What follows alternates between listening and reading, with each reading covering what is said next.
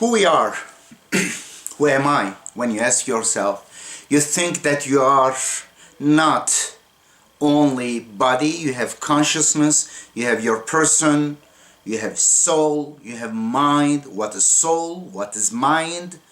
Is it different than the brain, than the body?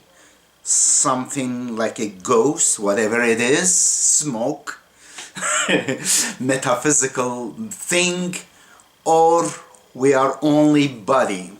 This is a very long historical subject of debate and debate, and we have no answer for that. I would like to discuss this issue with. I think that we have a wrong notion of what is soul, what is mind.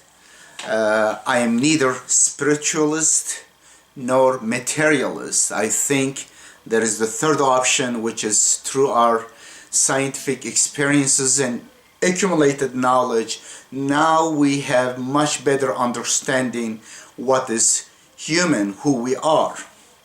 Let me take you back to in time tunnel. Put yourself in the minds of these primitive people, though it will not be easy because you cannot unring the bell, but try your best. Try to put yourself in the shoes. Well, they didn't have shoes perhaps. Let's say in the caves of these primitive cavemen. Assume that we have still, it is just thought process. You can put this experiment in a time that there were still isolated tribes in the world, in some jungles or some mountains. Assume that we have discovered a group that have no communication with the rest of the world. They are not aware of our technology. They're living in prehistoric times as cavemen. Here it is. You are one of them. You see big birds flying once a while. We now call them aeroplanes. They see big noise they create, thunder. And they are smart as you. They can tell that they must be big, much bigger than the eagle, because they are far from the eagle. They are even sometimes go above the clouds most of the time. Therefore, the clouds are above eagle, and they are even further than the clouds. And their apparent size is like eagle or sometimes bigger than eagle. Therefore, they must be very, very huge. They can tell. They know that the farther away the objects, the smaller they appear. They are that smart. Therefore, they know these huge eagles, birds, making big roaring noises. They once a while pass. They have no idea what is going on. When they will pass, they have no pattern. They may find some pattern too if these flights, airplanes, happens to follow certain pattern from between two countries. Now, let's say the scientists decided, archaeologists, to do an experimentation. One day, they decided to drop in this jungle a box. I will not tell you what is this box about. A box with parachute. And then these tribesmen noticed that again, this huge bird is passing with incredible noises. And they just, again, in awe, once in a while they look, or they got used to it. But few of them notice that something coming down is kind of semi-spherical stuff, a parachute. They don't know what is parachute about, what is this? They think it is another creature they haven't seen, or in their mythology they may liken to something. And then it slowly, gradually comes, and they are very curious. One thing common, few things common that with our ancestors is their curiosity. and curiosity is the one that really caused them to survive. It fell, and then they rush, they go there, they find this parachute. They have no idea, they are very curious, they are a little bit scared, they are nervous, and they are very curious too. And the bravest of all starts touching it and finds out this kind of soft stuff, material, and then sees these bugs. And they have trepidations, fear, caution regarding, finally assume they get over the bravest one finally touches, maybe doesn't listen to the shaman, to their magician, and they see that it's not kind of hurting them, and then they start playing with it. They see it kind of like, say, there's one side semicircular, the other side is rectangular. It is a very interesting box. They never seen this before. There's symmetry in that, very polished design, certain knobs on them, and they don't know even the names. Oh, they see this is not made by nature, and neither their craftsman has made anything even close. And then start playing with it. While playing and with the knobs, and then boom, starts music and singing. Now, of course, well, let's assume it falls on the grass, it doesn't break on a bush, and then what's going on, and they are all scattered, they escape, and then they see the singing continues, come closer, closer, and then the brave one still holds. And then there are two different ideas going on. One is, this box is the box of ghosts. Ghosts come into this box. What else? A human cannot fit that. In fact, the music, they never heard such an instrument. The language is very different. And there is another one, says, he's kind of a little skeptic. He says, no, I don't think there are ghosts in it. Whatever it is, it must be confined within this box. This is a magic box, something inside. There's two ideas. One is there is something from outside coming to it, and then when they turn, they learn that when they turn it right or left to certain direction, the noise goes down, the volume, and goes up, and then shuts down. Aha! Therefore, they think the one who believes in ghost, in soul, in body, soul is metaphysical, unseen, with five, we cannot perceive with five senses somehow. This is the theory. And, well, this is one that attracts the soul, the ghost. The other says, no, this is something most likely moves something inside that touches each other, makes the noise somehow. Now, if you were listening to this, when the shaman is saying there is ghost coming from outside, and another person who is skeptical says no, it is confined, whatever it is making this music is in the box. Which one you would side? Personally, I would side with shaman, because that's the only explanation I could have.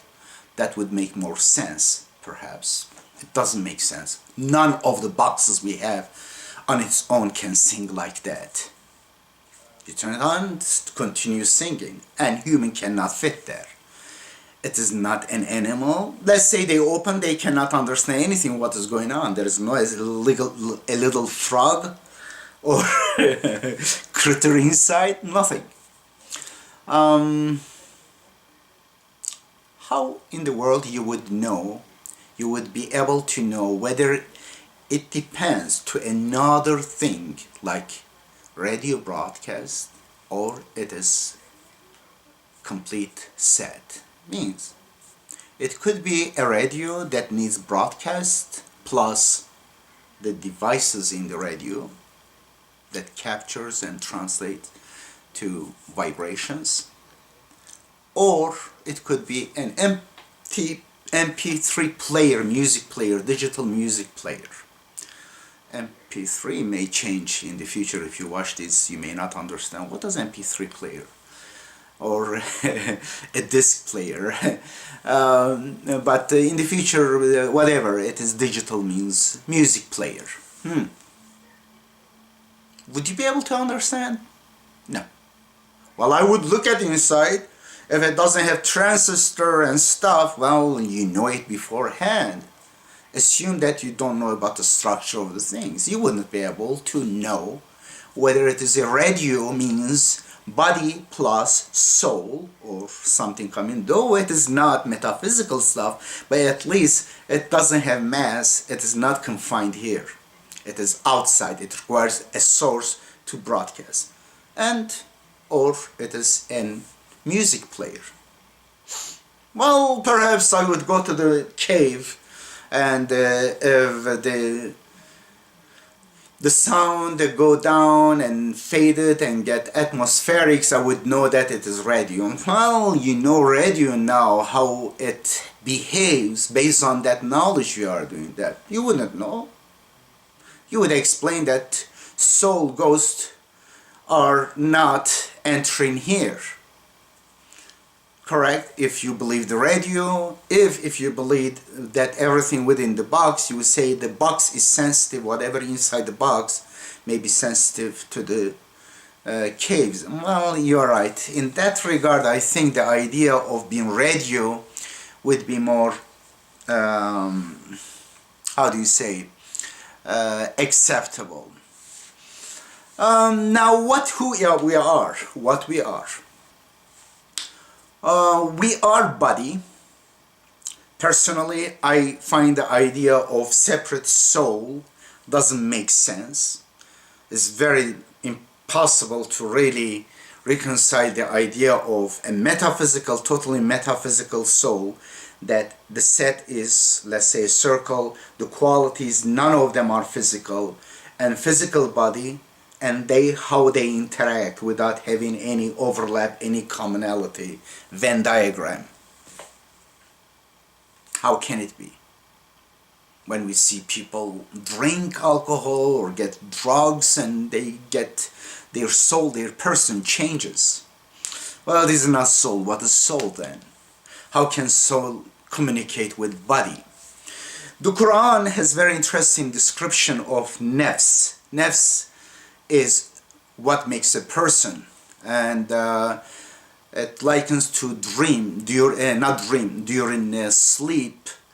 The Quran says God takes your nafs, your person, your consciousness, because takes away while you are sleeping and while you are dead. But if a person is sleeping, God returns back their nafs, their person. From there we understand it is consciousness. Our consciousness shutting down and up, basically. It is not something really getting out of the body, but there is some disconnect in the brain. It shuts down the cognitive, some of the cognitive functions, or most of it, the self-awareness, which allows you to make decisions and to use the reasoning faculties. And therefore in dream we lose our logical faculties, and therefore we end up believing nonsense and doesn't make sense. And I have another theory for a different theory for dreams. It is another issue. Now, who we are. What is self? What is consciousness? That's very long, but I want to kind of summarize. One is, we are made of four things. One is body, and the other genetic code in the body. We are not only body. Body means made of molecules. Molecules made of what? Atoms. Atoms made of what? Well, these elements that we know, correct? And ultimately it goes to hydrogen, the smallest element. Or you go to hydrogen, subatomic particles, you go to quarks, gluons and mesons, and then ultimately you go to Higgs bosons and all those 19 subparticles. We are made of that. Therefore, a human body, you can say approximately this many grams of oxygen, this many grams of carbon, this many grams of nitrogen, this many grams of hydrogen, and little kind of iron, little magnesium and potassium and other elements that make us. Basically, you can put them in container. This is you. You can analyze humans, separate them, and then here it is. Well, yes, we are those.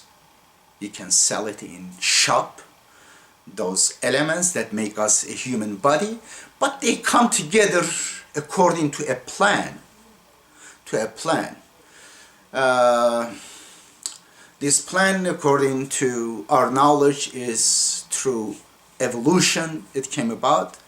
And evolution, theory of evolution, is in Islamic theory. In fact, before Darwin, long time, centuries before Darwin, many Muslim scholars promoted theory of evolution based on their understanding of the Quran. That's interesting. Even Darwin, during his time, he was accused by his contemporaries to be following the teaching of Mohammedans, Muslims. In fact, Shanawaz, in his book, The Islamic Theory of Evolution, in this book, and he has a quote in the back of the book. I just put here, maybe you can stop it if you want to read it. This book is fantastic, and many Muslim scholars, from Ibn Sina to Ibn Rushd, from Ibn Khaldun to Al-Haytham, they all, Ikhwan Safa, they all promoted the idea of evolution from minerals to vegetables and animals, and then finally humans. Now, whether through evolution or not, it is not an issue. We come together according to a plan. It is called genetic code. How genetic code is happening is another issue, according to certain laws. Therefore, human body plus the plan code that put them together in certain proportion, these elements, and in certain particular order, create organs, and these organs come together in particular order and design that allows human brain to function. And human brain is also has an embedded logic board in it, CPU you can call it, which is 19 rules of inference and some rules of induction. All these deduction and induction, we are born with it. It is built-in logic system. It is the common human language, not the English, Turkish, or Arabic, Chinese. This is superficial, later we made, but we have common human language which is called logic. We communicate with that one. We can unite, we can come in agreement by using that common language. Okay, body, the code that make this hardware code make, and then basic software we come with. It is system software, and it is divine, God has given us, and this program, which is genetic code, is also divine. Ruh is what the combination of both, we can say, or logic plus the operating system, the software system that somehow instruct certain hormones to be released. It's a little bit complex. I don't want to go over further details. And the fourth is application programs that we make up. We, as body, that programmed body that creates human rather than a lizard or an orange, but human. And then this human, based on the system program and built-in logic board, start making choices, reacting to the stimulus, the environment, and meanwhile making choices, through choices learning good or bad, something that benefits or doesn't benefit, accordingly making decisions, accepting certain things, basically creating a lot of memories and utility of those memories, how to utilize those memories, reaching conclusions in order to increase the utility. That's the human decision. And therefore, we are born, from that moment we start based on this hardware and system software and logic board. We create documents, even application programs sometimes we create, visual pictures we create, and also basically we design, we put them in order, priorities, and we create ourselves from that starting point. Then who you are. Therefore, we can say we are made of body material things, that mass or energy, plus information. This information both in hardware and also how to govern the function of this hardware. It is now whether the knowledge or the information, the logos or the information is separate from the mass or energy or the same. That's an interesting philosophical question. I will not be able right now as a monologue. Monologue by itself is taxing, is difficult for me. This subject can be discussed in group or two people. It is much better. But think about what is order. Assume you have about 7 marbles in different colors. 7 marbles made of silicon or some other little contamination in it, and let's say pure silicon or pure carbon. This carbon, pure carbon, it will be what? Diamond. Anyway, let's say there's 7 of them in different colors. You put them in different order, these colors. You can create different orders. 0, 1s. You have 0 and 1s. Basically, the information in us, we can reduce it to 0, 1s. What makes your person, the memories you have, and the learning, the knowledge that you have accumulated, and the organization of those things, and your conclusions based on that, all these can be put in 0s and 1s. And what is it? That order. You can switch the order of 0, 1s or add some zeros there, that the whole program may collapse, like a computer program.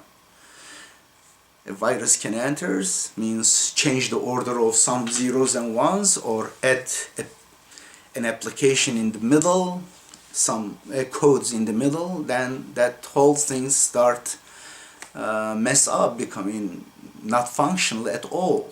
Fantastic program. It could be system program or an application program. Therefore, the order is very important. But the very order itself is not a mass. It's not mass, it's not matter. That order is knowledge. Knowledge both independent of the matter, but also functions together with matter. We cannot imagine information happening without body. But it is not body itself. That's a very important point. And what is information?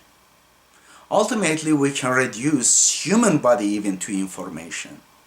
Even the ontological existence of matter, mass, becomes questionable when we start going down, down, down, either chronologically to the beginning of